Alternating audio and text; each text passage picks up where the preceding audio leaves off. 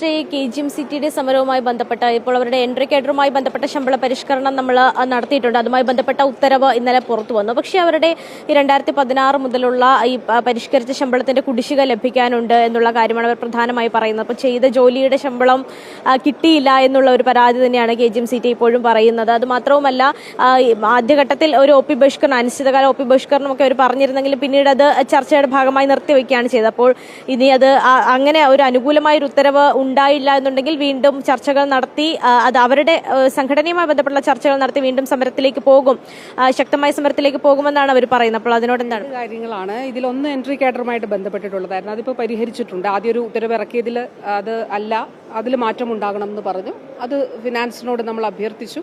അതിൽ വളരെ പോസിറ്റീവായിട്ടുള്ളൊരു സമീപനം ധനകാര്യ വകുപ്പ് എടുത്തു. അപ്പോൾ തീർച്ചയായിട്ടും അതിൽ ഉത്തരവ് ഇറങ്ങിയിട്ടുണ്ട്. രണ്ടാമത്തെ കാര്യം കേസുകളുമായിട്ട് ബന്ധപ്പെട്ടിട്ടുള്ളത് UGC സ്കെയിലിലുള്ള വേതനവുമായിട്ട് ബന്ധപ്പെട്ടിട്ടുള്ളതാണ്. അപ്പോൾ അതിൽ നമുക്ക് സുപ്രീം കോടതിയിൽ കേസുണ്ട് സമാനമായിട്ടുള്ള. അപ്പോൾ അതുകൊണ്ട് തന്നെ കേസ് നിലനിൽക്കുന്ന സാഹചര്യത്തിൽ എങ്ങനെയാണ് എന്നുള്ളത് ഇതിൻ്റെ മറ്റു വശങ്ങളും അന്ന് വകുപ്പ് അറിയിച്ചത് നിയമ ഉപദേശം തേടിയിട്ട് ചെയ്യാമെന്നുള്ളതാണ്. അത് ഇതുപോലെ നമുക്ക് ഈസിയായിട്ട് പരിഹരിക്കാൻ പറ്റുന്ന ഒന്നല്ല എന്നുള്ളതാണ് ധനവകുപ്പ് അറിയിച്ചിട്ടുള്ളത്. നിയമ വിദഗ്ധരും അതാണ് പറഞ്ഞിട്ടുള്ളത്.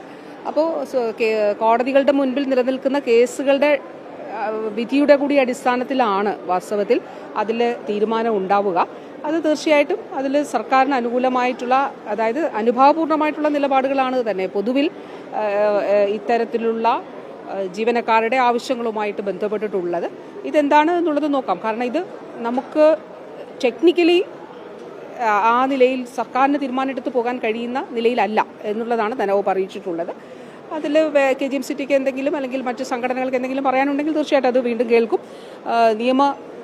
വകുപ്പിന്റെ നിയമ ഉപദേശം കൂടി നിയമ വിദഗ്ധരുടെ ലഭിക്കട്ടെ.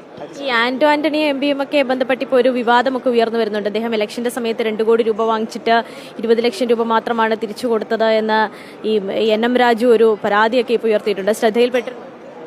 ഓരോരോ സത്യങ്ങളായിട്ട് പുറത്തു വരുമല്ലേ, വരട്ടെ. 2 കോടി രൂപ ഇലക്ഷന് ചെലവഴിച്ചിട്ടുണ്ടോ? അതിന് കണക്കുണ്ടോ? ഏത് അക്കൗണ്ടിലാണ് വന്നത്? ആനുവൽ നമ്മുടെ ടാക്സ് റിട്ടേൺസ് ഫയൽ ചെയ്യുമ്പോൾ ഇതൊക്കെ കാണിച്ചിട്ടുണ്ടോ?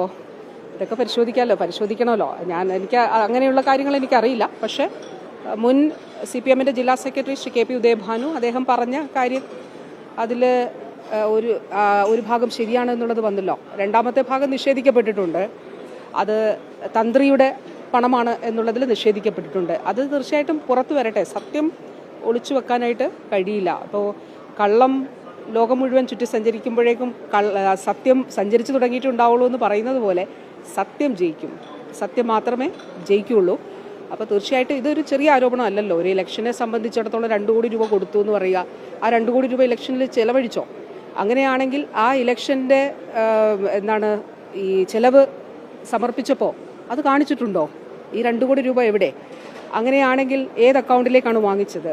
ആ ഡോക്യുമെന്റിൽ അത് കൊടുത്തിരുന്നോ? സത്യവാങ്മൂലത്തിന്റെ മുമ്പാണോ കൊടുത്തത്? അതിനുശേഷമാണോ കൊടുത്തത്? അങ്ങനെയാണെങ്കിൽ പിന്നീട് റിട്ടേൺസ് ഫയൽ ചെയ്യുമ്പോൾ ഇതൊക്കെ കാണിച്ചിട്ടുണ്ടോ? ഇത് തിരിച്ചു കൊടുത്തിട്ടുണ്ടെന്നാണോ പറഞ്ഞത്? എനിക്കറിയില്ല, അത് ഞാൻ കണ്ടില്ല. തിരിച്ചു കൊടുത്തെങ്കിൽ അതിന് തക്കവണ്ണമുള്ള റിട്ടേൺസ് ഉണ്ടോ? അത് കൊടുത്തിട്ടുണ്ടോ? എങ്ങനെയാണ്? ഇതൊക്കെ പരിശോധിക്കപ്പെടേണ്ട കാര്യമല്ലേ? ഇത് കേരള സമൂഹത്തിന് മുൻപിലുള്ള കാര്യമാണ്. എനിക്കത് സംബന്ധിച്ച് ഒരു കാര്യമേ പറയാനുള്ളൂ. സത്യം പുറത്തു വരും. സത്യം മാത്രമേ എന്നും നിലനിൽക്കുകയുള്ളൂ. സ്വർണ്ണക്കൊള്ളയുമായി ബന്ധപ്പെട്ട് UDF കൺവീനറുടെ മൊഴിയെടുത്ത ഒരു സാഹചര്യം, അത് തന്നെയാണ് പറഞ്ഞത്. ചിലരുടെ വലിയ വ്യഗ്രത കണ്ടപ്പോഴേ ഇതിൽ പറയാൻ അദ്ദേഹമാണല്ലോ മുന്നിൽ നിന്നിരുന്നത്. അപ്പോൾ അതേ കണ്ടില്ലേ, ഈ പറഞ്ഞതുപോലെ എല്ലാവരും ഒറ്റ ഫ്രെയിമിൽ വന്ന ചിത്രം ഒന്നേ ഉള്ളൂ. അപ്പോൾ ഉത്തരം പറയേണ്ടവർ ഉത്തരം പറയട്ടെ, സത്യം പുറത്തു വരട്ടെ.